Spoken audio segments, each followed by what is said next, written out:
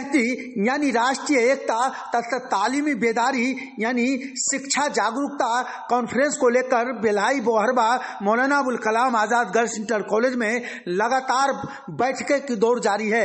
22 अक्टूबर को होने वाला कॉन्फ्रेंस को लेकर काफी तैयारी की जा रही है तथा हिंदू मुस्लिम दानिशवरों बुद्धिजीवियों शिक्षाविदों की लगातार बैठक आयोजित की जा रही है। अब देख सकते हैं मौलाना मुजीब रहमानी की अध्यक्षता में कॉलेज परिसर में लगातार बैठक की दौड़ जारी है और 22 अक्टूबर को बिहार सरकार के आधा दर्जन मंत्रियों के आगमन को लेकर या उस कॉन्फ्रेंस को सफल बनाने को लेकर लगातार मेहनतें कोशिश जारी है और प्रचार प्रसार भी जारी है। क्या कुछ कहते हैं मुजीब रहमानी? आ रहे हैं, इसमें कानून मंत्री शमीम साहब भी आ रहे हैं, आलोक मेहता साहब भी आ रहे हैं, इसमें लेशी सिंह भी आ रही हैं। लगभग आधा दर्जन से ज़्यादा मंत्री हजरात इसमें तशरीफ़ लाएंगे और ये 22 तारीख को ये प्रोग्राम 8 बजे से शुरू होगा और सही समय तक जब तक मजमा जुटा रहेगा शाम तक चलता रहेगा।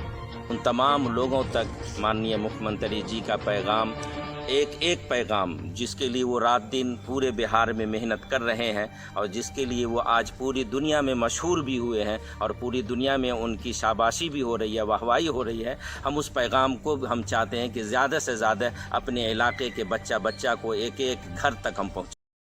रहमानी ने कहा कि नीतीश कुमार का जो मंशा है और जो सोच है और उन्होंने बिहार के लिए जो तरक्की और विकास किया है इसको जन जन तक पहुंचाएंगे और आने वाले नस्ल तक को इस पैगाम को पहुंचाएंगे।